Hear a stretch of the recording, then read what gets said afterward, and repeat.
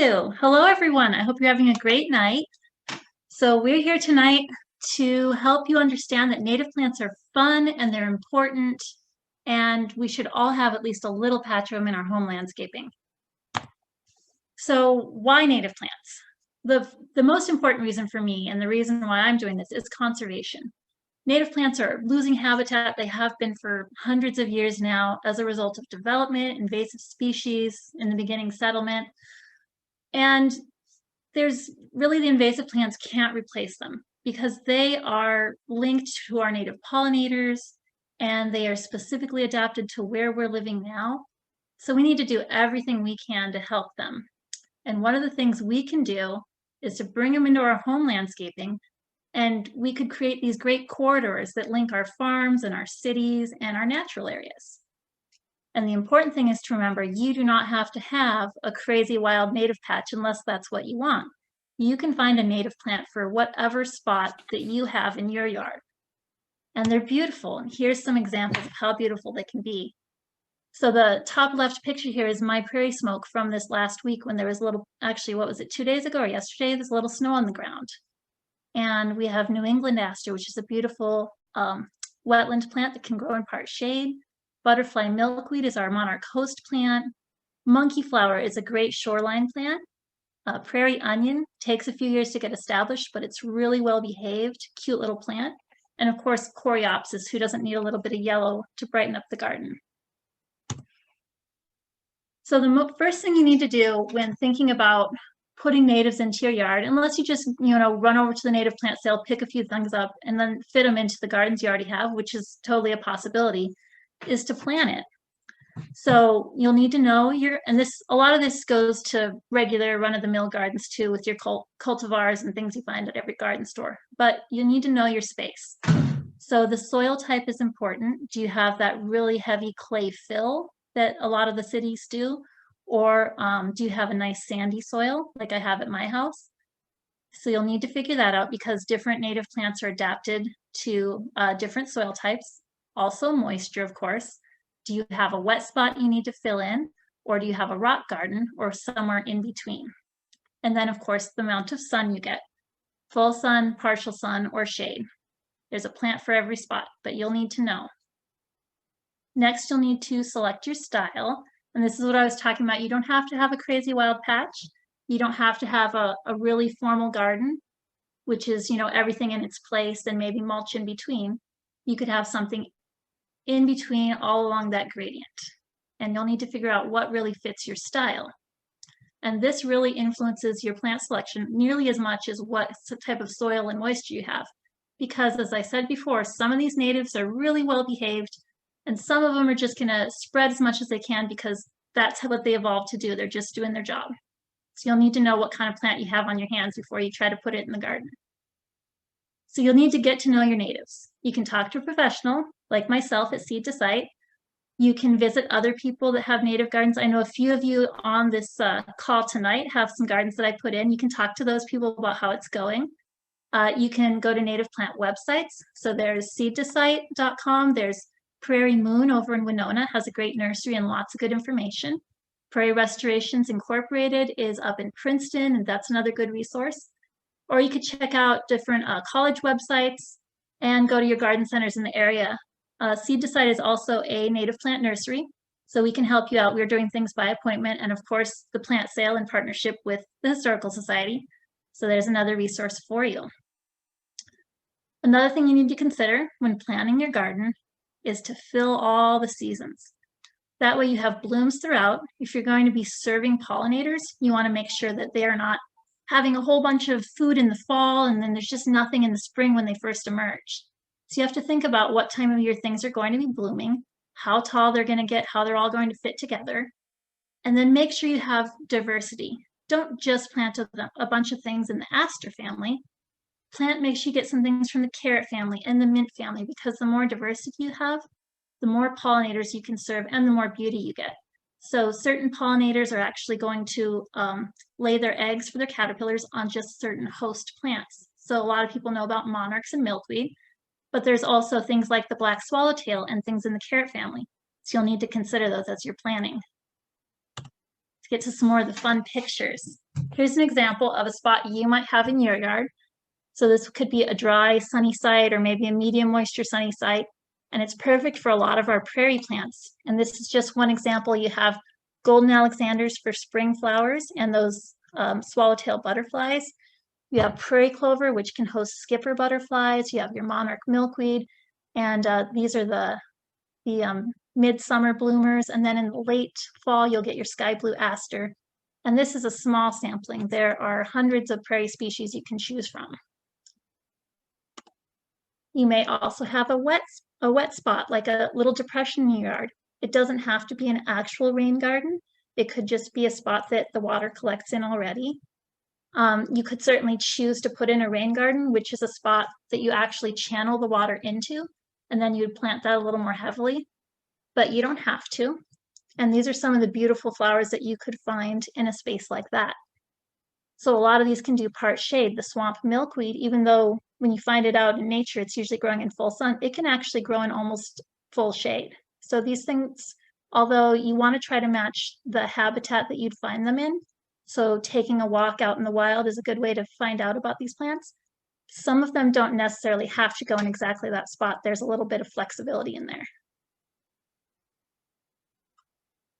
Here's another one. We have a lot of people that just will put mulch in their shady spots and walk away, or keep over and over trying to plant a shade mix of grass. It may not work, but you could look at some native ground covers. You could look around in the woodlands, go over to Chamberlain Woods, or drive up some of the side roads up 169 along the bluffs. You'll see things like Pennsylvania sedge, which is a beautiful sedge that will spread slowly over time to create a ground cover. Same with wild ginger. Most of the time it's just these beautiful leaves, but right now it's got these neat little red flowers, which are actually beetle pollinated. There's wild geranium, another great ground cover, which can also grow in full sun. So while you normally find it in the woods, if you plant it in the sun, it'll do great. Large flowered bellwort, which is a really great spring flower for pollinators, and I'll show you a video of that at the end. There's red baneberry, which is a beautiful plant with almost fern-like foliage. Berries are poisonous, do not eat them. So if you don't have small kids, it's a great plant to put in your shady spots. And don't forget the shrubs. So on the bottom right, you'll see bush honeysuckle. This is actually the host plant for some of the hummingbird moths. So if you plant that, you'll have a low-growing, beautiful shrub, but also a host plant. And a lot of our other butterflies actually use things like cherry and hawthorn as host plants. So make sure you get in those native trees and shrubs where you can. So as you're thinking about it, do I want a formal garden or a natural area? Choose wisely. And I can't stress this enough because otherwise you'll just be disappointed. So there's well-behaved plants, and some of those examples are butterfly milkweed, purple coneflower, the blazing stars, wild indigo, which is a really pretty plant. It's in the pea family, and it's got just like racemes of these beautiful, we have the white one that's native here, but you can also get a purple one. Jacob's ladder is a really great low-growing shade plant that can do part sun. And the flowers have this great like spicy grape candy smell. They're just really neat, and they're about to bloom. If you put them next to some prairie smoke, which you saw in the snow earlier, the two colors together look really great. Bellwort, we've talked about a little bit. These are all the well-behaved ones, Jack in the Pulpit, meadow rue, and there's many more. And this is where talking to a professional or someone with a little experience, having them in their garden would help. And then there's things that are a little more wild. So they might flop over or spread from seed or even spread underground and cause you a big headache if you don't want to do maintenance or have a natural area. So think about how much time you have to spend in your garden when you're picking your plants. So there's stiff goldenrod, which is a beautiful tall plant. Pollinators love it, but it can flop over if it's not supported by grasses, and it can go to seed and have more goldenrod around. Prairie sage spreads under the ground, but you can actually cut it, and some people use it in cooking or just dried for the smell of it. Yellow coneflower is really pretty, but quite tall. It can flop over and spread. Cup plant is one of my favorites. So basically this huge 10-foot tall plant covered in sunflowers, and the leaves come together to make a cup that serves as a bird bath and also a water source for your pollinators. But I spend a lot of my time in the spring digging up all the baby cup plant because the goldfinches love it and they spread the seed everywhere. There's also columbine, which is a pretty little plant, but it'll come up around your garden in different places. Wild strawberry is a great native ground cover. It doesn't have big, like fun edible strawberries. You could eat them, but they're very small. It's got pretty leaves and it can grow in full shade to full sun. So that's something that you could use as a ground cover in a really hard spot. I'm thinking about putting a boardwalk on the side of my house, and I could actually have that strawberry growing underneath it on each side, and then not worry about that spot anymore at all. And then heartleaf dastard, another pretty fall flower that grows in the shade, but it comes up a lot from seed also. So now that you've thought a little bit about what kind of garden you want, well, you will eventually, I presume, and what plants you want in it, you've got to make space for it. Unless you're putting something in an already prepared bed, you have to get rid of some lawn, which is just a great idea. All you're doing with your lawn all summer, unless you're having garden parties or playing soccer, is mowing it, fertilizing it, whatever you have to do. If you want to get rid of some lawn, have a garden instead, you've freed up some of your time. You don't have that. You may have some spring weeding and some fall cleanup, but you don't have that constant mowing and watering and whatever else you may have to do to keep a lawn in Minnesota. So ways to get rid of that grass. There's a sod cutter, which is a good way if you have people to do the hard work. And if you have things like Creeping Charlie, it's good to actually just pull all that out of there and get rid of it. Solarization, which actually, let's play the video and you'll hear about some of this. Instead of me talking, you can have a visual. Give me a second to get this loaded up for you.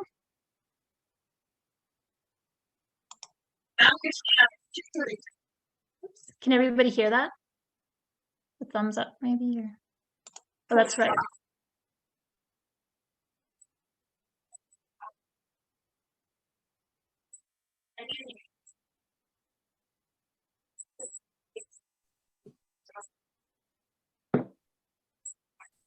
It's not working. Ah, 1 second here.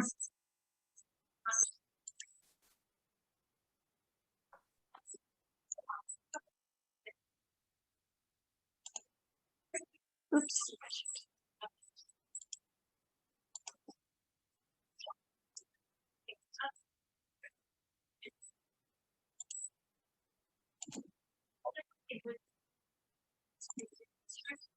Okay. 1 second while I figure this out. I had to share the audio earlier. If I can just find where that is again.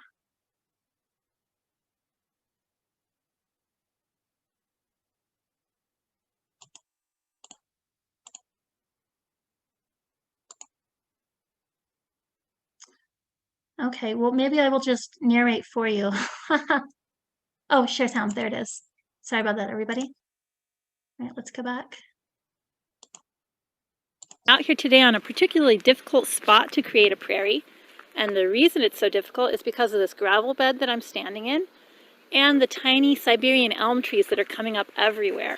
So this is an invasive species that resprouts once you cut it. You can see that here, and it's an elm tree. You can see the difference is that once these come in, the leaves will be much smaller than a regular elm.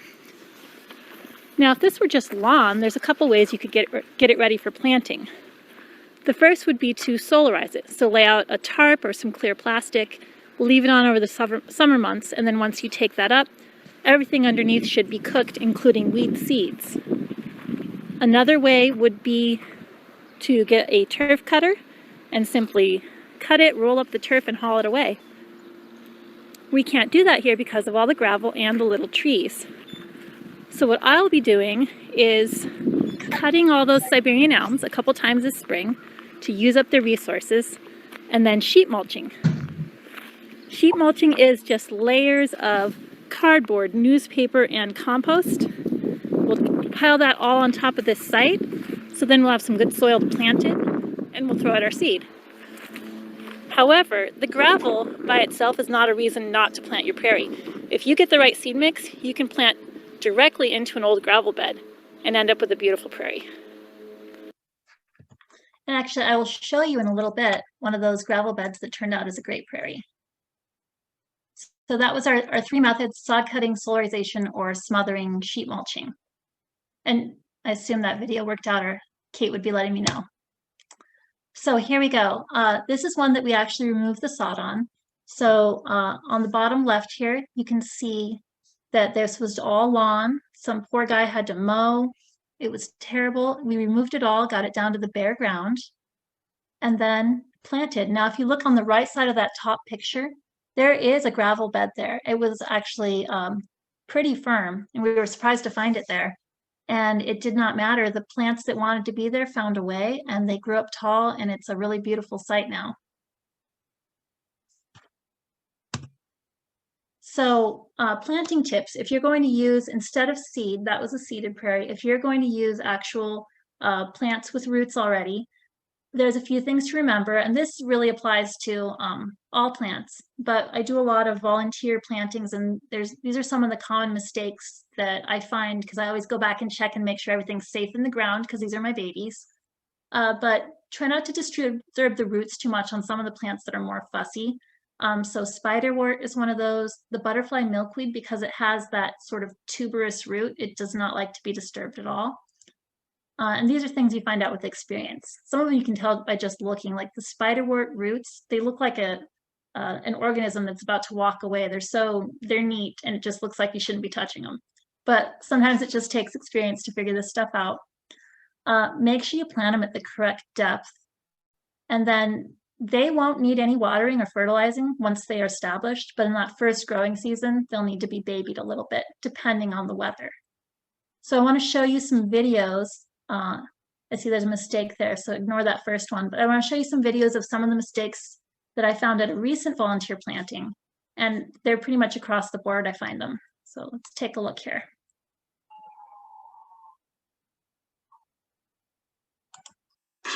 So I dug the hole a little bit bigger than what I need to get this purple coneflower some room. Just going to break it up and fill in the bottom. One of the things that people kind of mess up on most often is how deep to plant the plant. You want to make sure that you put it in at the same level that it was in the pot. So pay attention when you take it out and make sure you put it exactly the same way you found it. When you're planting in the summer, put some water in the bottom, then plant, and then water it again. Give it a good shot. Let's take a look at the next one here. Out here helping us to plant today. And here's an example of a plant that isn't quite tucked in well enough. You can see the edge of where it was in the pot. So you just want to take some dirt, make sure it's packed on there nice, not too tight, but tucked in. Now it's planted right. Here is an example of a plant that is not in the ground far enough. Here is where the dirt level was in the pot, and here's the surface of the ground. So we'll take that out and get it at ground level. This should be the last one. Now these plants were a little bit too deep compared to the soil level. So there's these great mounds, which are hard to see on the video, but when it rains, they can get drowned. So I'll lift it up and flatten things out a bit. So there we go. Those are some of the most frequent mistakes I find, and especially with plants that haven't come up yet, or for some reason, usually with the butterfly milkweed, and I mentioned it has that tuberous root, I will go back and I will find that little tuberous root like sticking that much above the ground, and it's not going to survive that. So you need to go back and double check, or just make sure that you're following these rules when you're putting your plants in the ground. So if you get to the point this year and you've got your design, or you know where you're going to put your plants, you've got your plants in the ground, you're wondering what to do at the end of the year. And this is the hard part. So some cities have ordinances about how tall your vegetation can be. Some people just cannot stand the sight of leaves on the ground or stems in the winter. But I'd have to make a plea to you. If you're trying to support pollinators, leave as much as you can stand over the winter. So maybe just cut part of it, leave a space where it can be more natural, and also leave it into the spring. If you do cut things down early, just stack them. If you have a compost pile, kind of set them off to the side and let them hang out there. Because there may be native insects that are actually nesting in the stems. Swallowtails will actually have overwinter. There'll be like a, I've forgotten the technical term for it, but there's a little sort of a container and it's stuck on that stem and they actually overwinter there. If you have a woodland garden, you do not need to rake it unless you really want a clean mulch look. So if you think about the woodlands, naturally, those leaves are going to stay on there always. No one's going to come out and rake. And the plants come through and they bloom and they do wonderfully. By the time we get to the end of this month, into May, then you can start cutting things back all the way. So you can cut them down to the ground. You can mow and rake your prairie. You want to make sure that insects are out and that it's warm enough for amphibians to be hopping around or whatever it is they need to do. So you're trying not to kill the things that you were hoping to support by planting in the first place. And I understand there is, you know, there's a need to have a clean yard as well. I know that there's a strong urge to have that and there's nothing wrong with that, but see if there's some spaces you can leave alone. Just give it a try and see how you do with that. Oh, and we have a video here for you.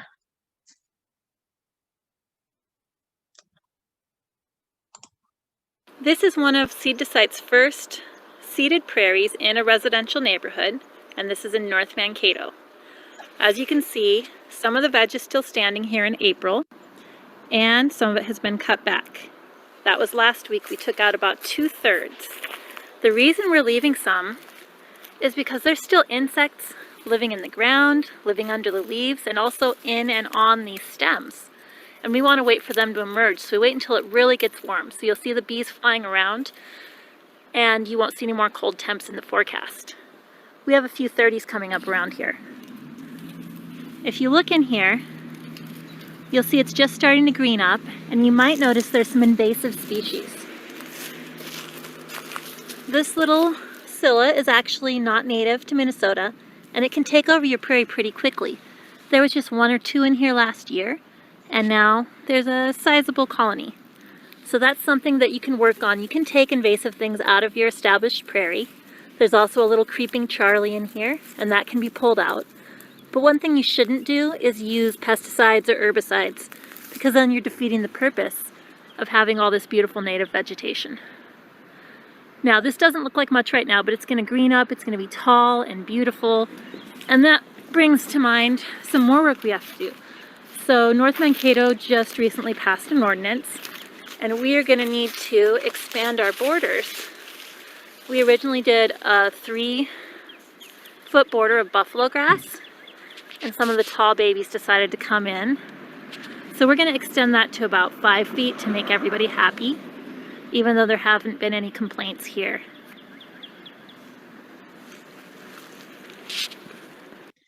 Yeah, so buffalo grass, in case you're not familiar with it, is not a native, but it's native in southern parts of the US, and it makes a nice border for a planting if you can keep the weeds out of it. Another one you can use as a natural border or a pathway is called ecograss, and it's actually just a fescue mix, but it has deeper roots than our traditional lawns, and it only gets to about 6 inches tall and then flops over. So you can mow it or not mow it, and either way, it looks good. So there's a couple of options for the edges of the prairies or woodlands as well. So once you get to this point, all you need to do is sit back and enjoy your space and share it with all the critters that you created it for. Fair warning, there's a couple of insects in the next couple of videos. If those make you squeamish, you can just look away. But the first one is just birds.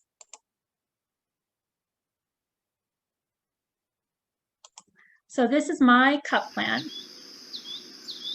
And that's all goldfinches that you hear. And kids. But they cover my cup plants. When they're in flower, they're eating little insects off of them. And once they go to seed, it will just be covered in goldfinches eating seed and being social. And it's like having a canary aviary out back. It's really beautiful. And here's an example of a native bee using obedient plant, which is a neat little, actually not little, tall, beautiful plant.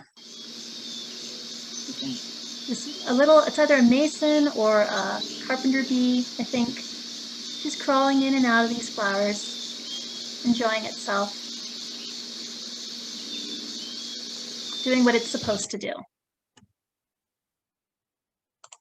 And one last video here, if we can get to it. The bellwort. So this is a great spring flower for the woods, and it comes up at a time when there's not a lot of other food for our pollinators. You can get that, and you'll just see it is buzzing with little bees and bumblebees even.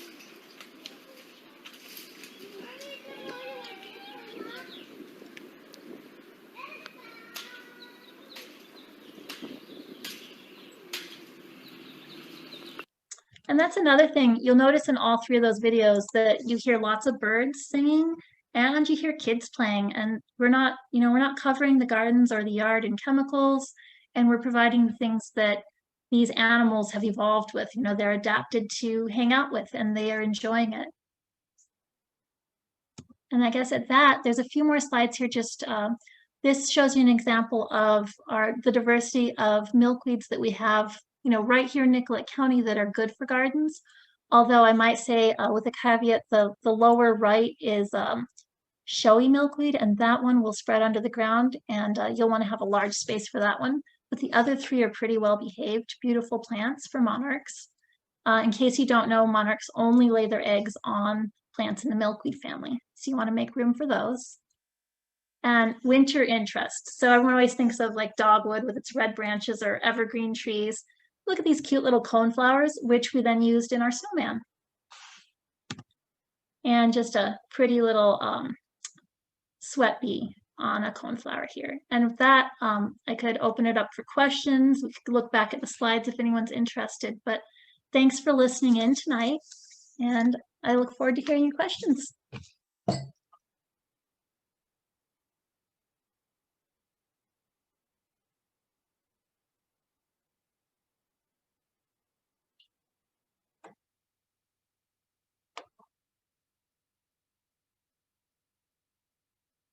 Jessica, are you there?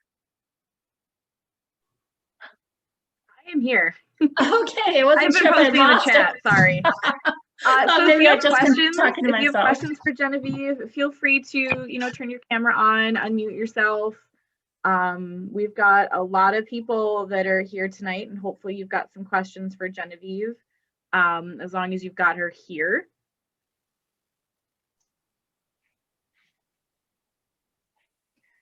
Genevieve, this is Jody Swanson. I have a question. Just wondering, do you put any fertilizer on your prairie when you plant it? No, I never use any fertilizer. The only thing I would do is if you were trying to plant perhaps like species in the shade that like a really rich woodland soil, and you don't have that, you could add some compost to it. But otherwise, I really don't add anything to the soil. I try to match the plants with the site that's already there, because that's really the best way to get them to flourish long term. And the good thing about a lot of our native plants is they adapted to soils that were not perfect. They kind of make the soil better over time, so they just don't require those extra nutrients. We've got a couple questions in the chat. We have, Barb is asking, are there any plants that are toxic to pets or animals?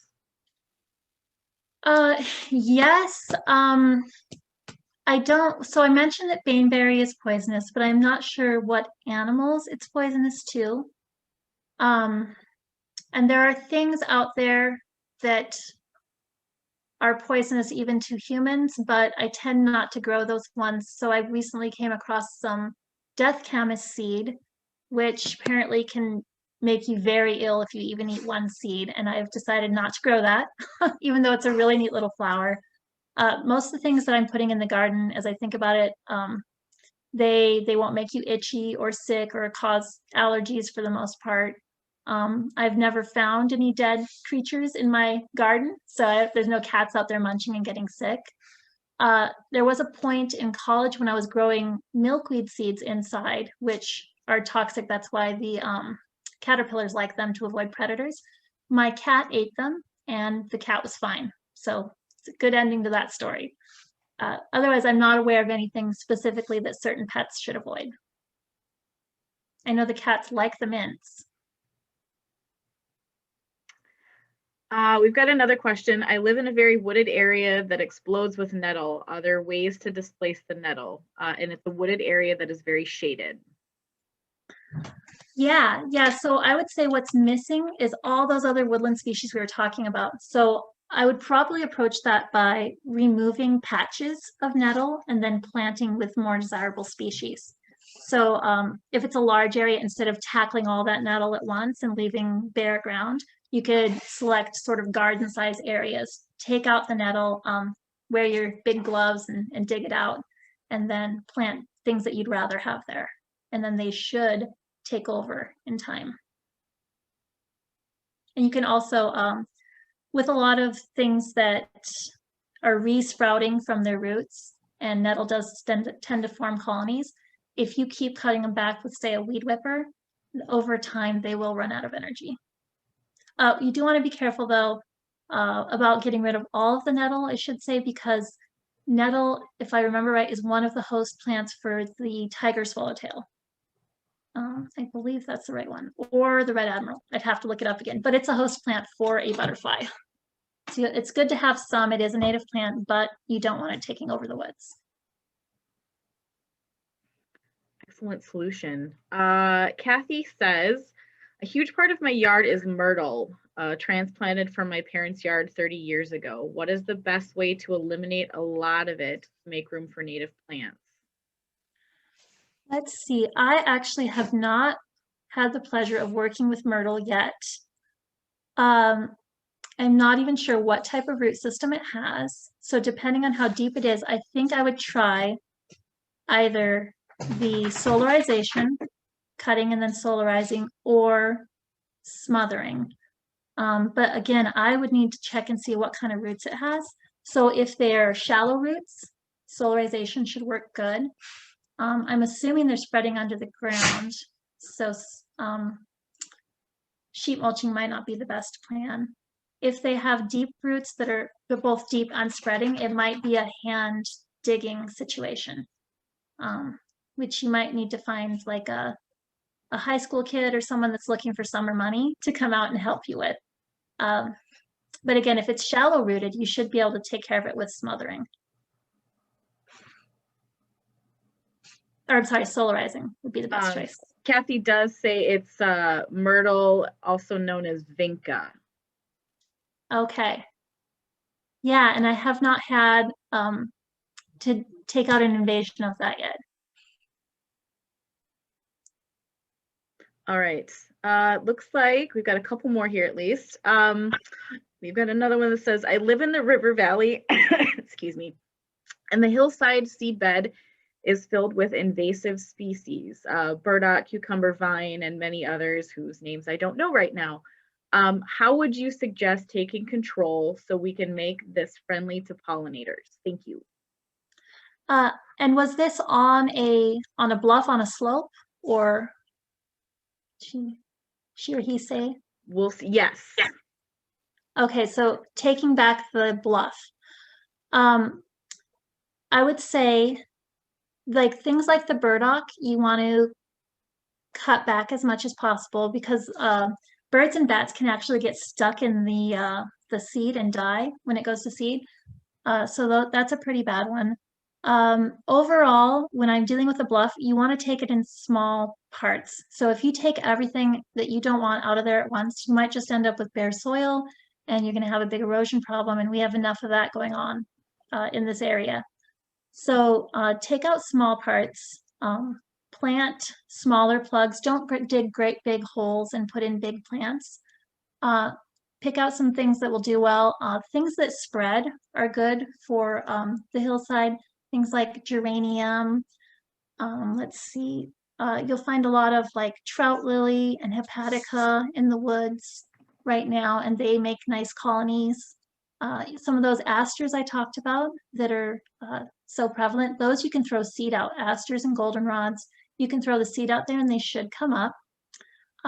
If you cut down things like buckthorn, leave those fallen as long as there's nothing nice growing where you're going to leave it there to provide some erosion control. So leave the branches there.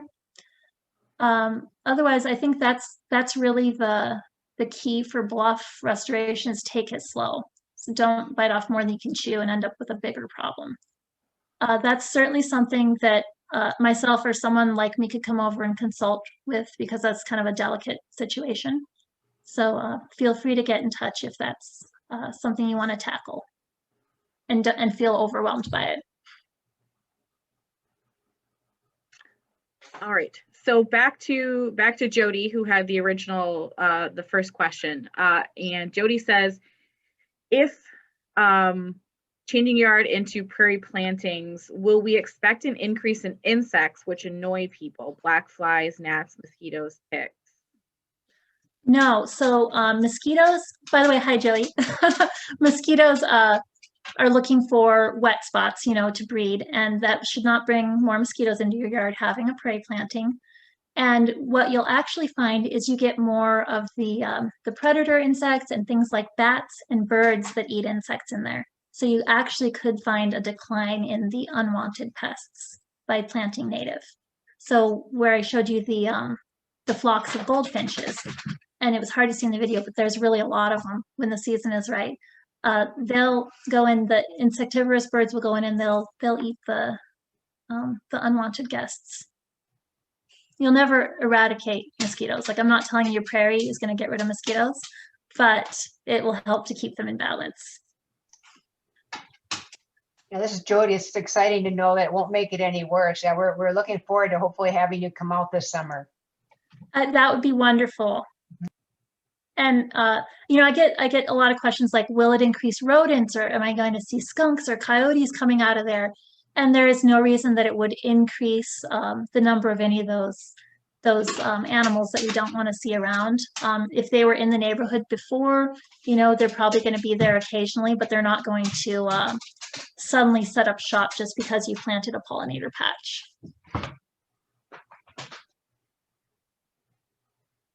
That's it for the questions in the chat. If anybody has anything else, you can pop it in the chat quick, or like I said, feel free to unmute or join us on camera if you feel like it, if you have something to share. Carissa took advantage of that suggestion and says, is there a minimum size for a prairie patch? Not at all. So any amount that you install is a benefit. It certainly is easier for the pollinators to find larger patches of the plants they want, but any amount that you put in is going to bring something, and it's going to provide something. And just think, if you only have room for a little patch, your neighbors have room for a little patch, then suddenly you've got bigger spaces for them. If we could all work together on that, I think we'd be doing our job. And we've done that down here. So Genevieve in Seed to Site has worked a lot with us down here at the treaty site, actually. If you've been down here, we added a rain garden down to the little spot, the grassy spot between us and the Traverse des Sioux Trail. We have gutters that are just rushing off this roof a lot of times with a lot of rainfall.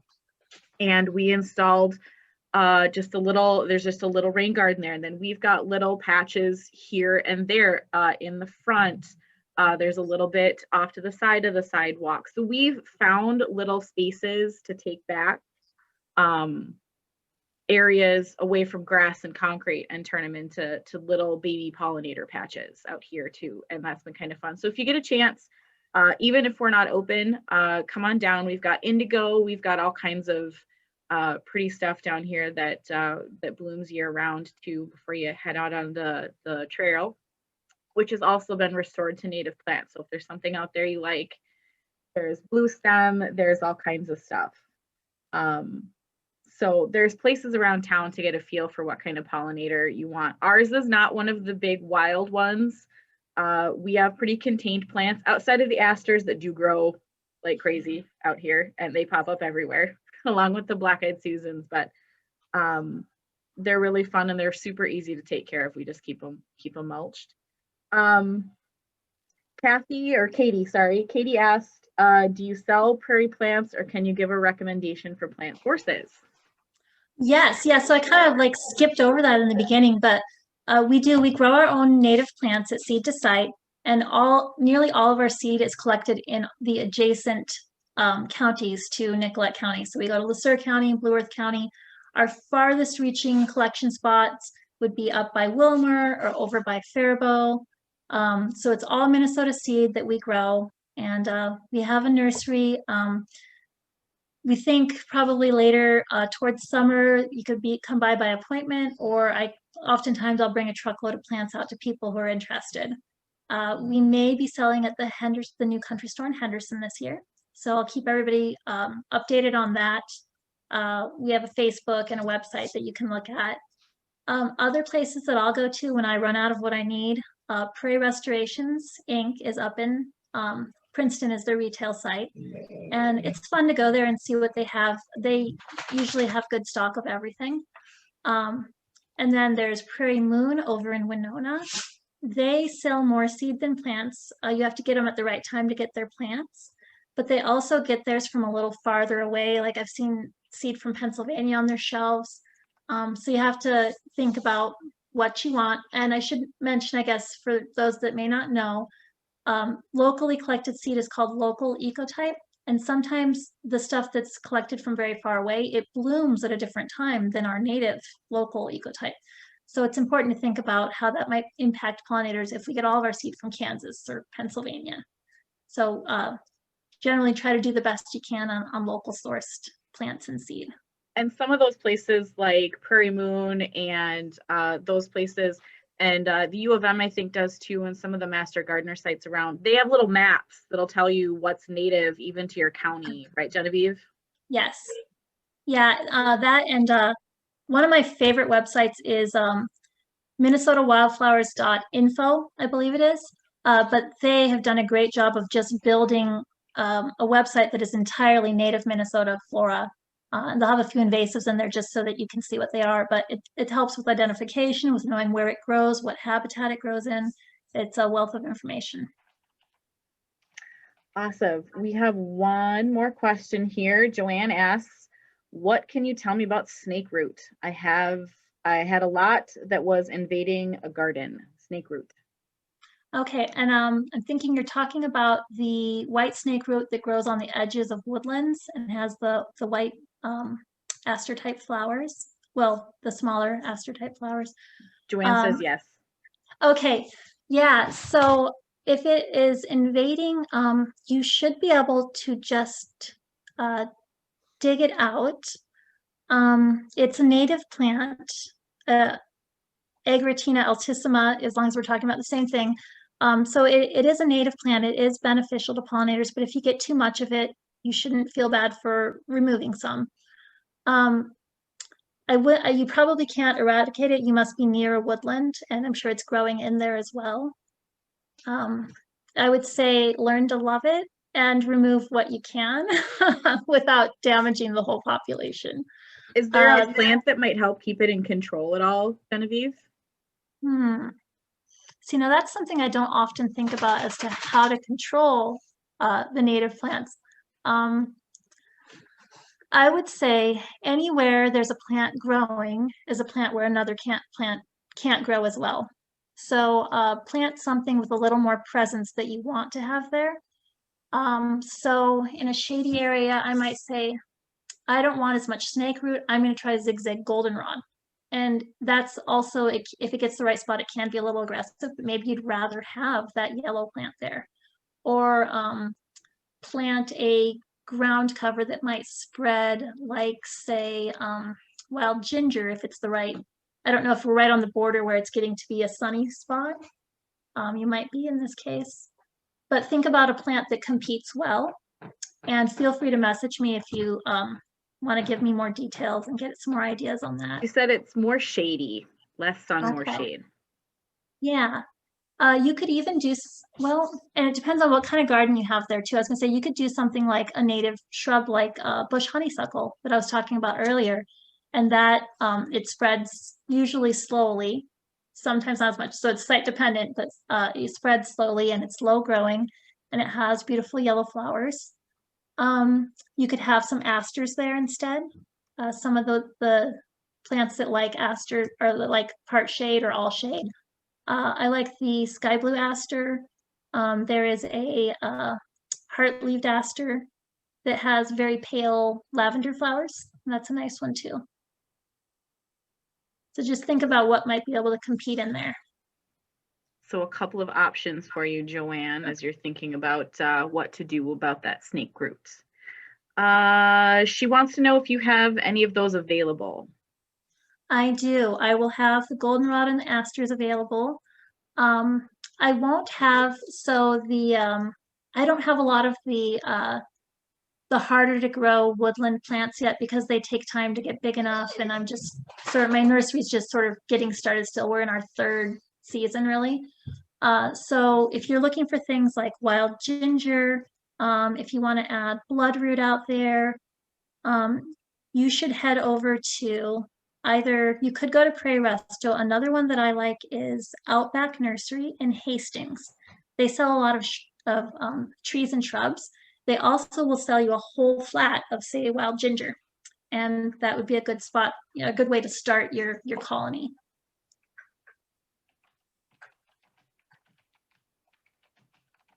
All right, it looks like the chat has gone quiet. Joanne says thank you. You're welcome. Do we have any slides left, Genevieve, to get through? There might be a couple left. No, this was the end of those here. Just had the. There should be. Oh, there we go. There we go. Yes. So that was what I was waiting for. So if those of you who are asking about where you might be able to purchase some of these plants, obviously you can go straight to the source at Genevieve's nursery, but we are actually partnering with Genevieve to do a little fundraiser for the Historical Society that's going to benefit our own native gardens here. I'll help with a little of the upkeep, and we have some plants we do need to replace. And I made a note about the Jacob's Ladder next to the Prairie Smoke because that sounds like a good idea. That'll go along with the cilantro smelling prairie dropseed that we have. So some people cannot stand that smell. I'm not a big fan of it, but I always know it's fall when the prairie dropseed starts to smell like cilantro. So anyway, so we are partnering with her. The sale starts this Saturday actually, and she'll have lots and lots of plants available for a la carte purchase. So you can buy a couple of singles if you're just filling in a little spot. Genevieve also has some tray options for you for your little pollinator patches, for the sunny, shady, all of that. So that website for you to purchase from will go live starting Saturday morning. And we're running the sale for a month to give folks time since we're not doing anything in person. And then once everything is a good, strong plant, we'll be offering pickup in June. So be sure to check that out. I put a link in the chat. I'll send you another one there, just so you've got a link for that. We also have that on Facebook too. So if you get a chance, support our small business here in town of Seed to Site and help support the Historical Society. So the pollinator plant sale. Anything to add, Genevieve? Thank you. Thanks, everybody. Thanks for coming. Yeah. The sale, Katie asked what time the sale was. We're just gonna, I'm probably gonna make the sale site go live sometime late Friday night. And then there'll just be a link you can purchase. You can do credit card, any of that stuff. It'll be available through our point of sale system on the same site you'd buy books or memberships or anything from. And then, like I said, that runs through May 15th, so you can shop 24/7. We'll keep track of all of those orders. And then once we're ready to do pickup, we'll be sending you some times to come pick up sometime on June 12th. Thank you, Jessica, for getting that website set up and making it so easy for everyone. Oh, I love the details.